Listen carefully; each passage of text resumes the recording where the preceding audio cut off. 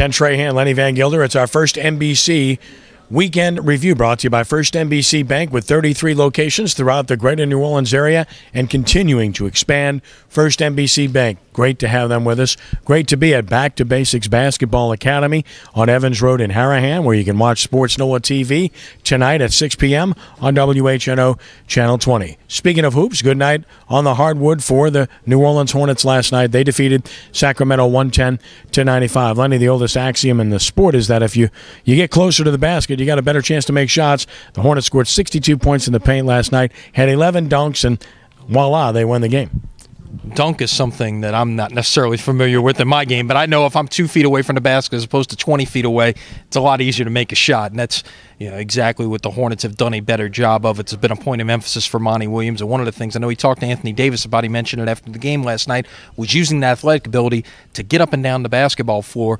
You're an athletic big guy, beat your guy down the floor, outrun him to that position that you want to get to, and as a result, he had a pretty big night last night. He sure did, with 20 points, 8 boards, and showing no ill effects from the knee injury incurred against Dallas on Friday night, which is good news. The Brooklyn Nets come to town next.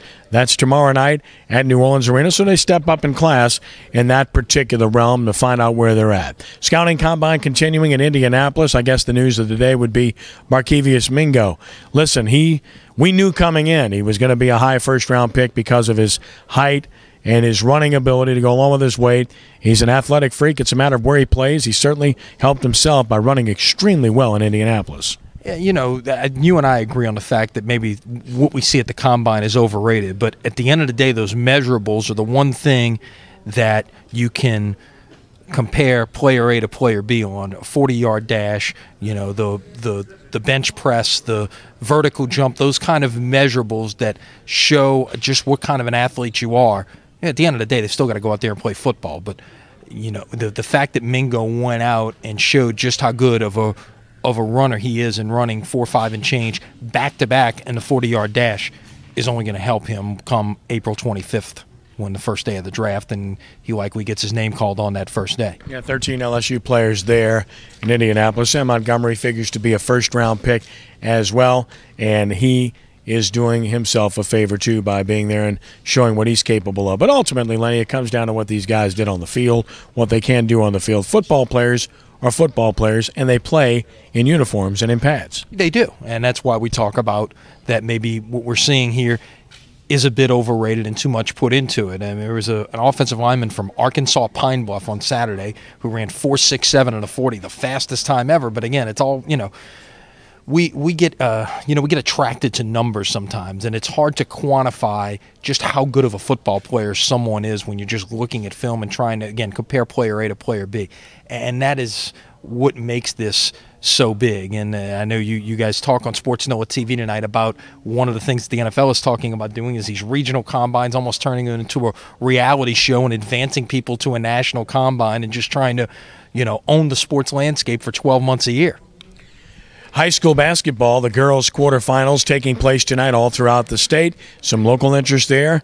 And, of course, from the standpoint of the boys, they're tomorrow night, Tuesday night, all over the state as well. And a lot of teams that will figure in that equation, too. The state soccer championships this past weekend at Tad Gormley Stadium got a break with the weather. Most of the rain really held out. They were able to play on the turf. State champions crowned. Jesuit wins Division I on the boys' side. St. Louis Catholic took Division II. Episcopal took Division III, while on the girls' side, Lafayette won Division I. Ben Franklin took Division II. Sacred Heart, a fourth straight title in Division III. So Sacred Heart and St. Louis Catholic won their fourth straight titles. Jesuit won a second straight, and their fourth in 5 years. The dynasties continue. Yeah, you hit the nail on the head this morning on SportsNoah.com, and it's a small group of schools really competing at a championship level. And every once in a while, somebody might sneak in there and win one, but for the most part, there's that small group that's very hard to crack. When you do, maybe you've got a chance to be that next dynasty, perhaps. And that's really the case in high school sports in many of the particular sports. It certainly is true in tennis. It is true in swimming.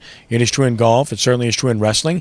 And in soccer, those sports in particular, it's largely the same schools that emerge victorious. Exactly. And, we're getting into one now in playoff time in basketball. We're quarterfinal week, semifinals coming up later this week. We should mention that there'll be one of the semifinal sites will be the University Center at Southeastern and Hammond. So it's you may see some different ones there, but the ones you mentioned, certainly it seems to be just that small group of schools that are really in contention. And last but not least, on the college level, LSU and Tulane getting to 500 in conference play in basketball. Good job by Johnny Jones and Ed Conroy. And in baseball, LSU won 2 of 3. They'll still be ranked highly. Tulane got swept by Notre Dame. That is a bad result.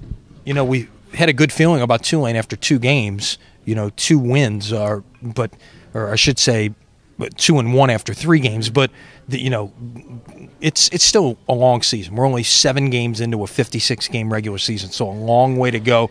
But Rick Jones has to be concerned about his offense. His pitching, it's outstanding. Yep. But what they say, you got to be able to score. You got to score at least 1 run to win games, and a lot of days they have not scored more than 1 run. Yep. Some rivalry games this week: LSU and ULL, Tulane and UNO.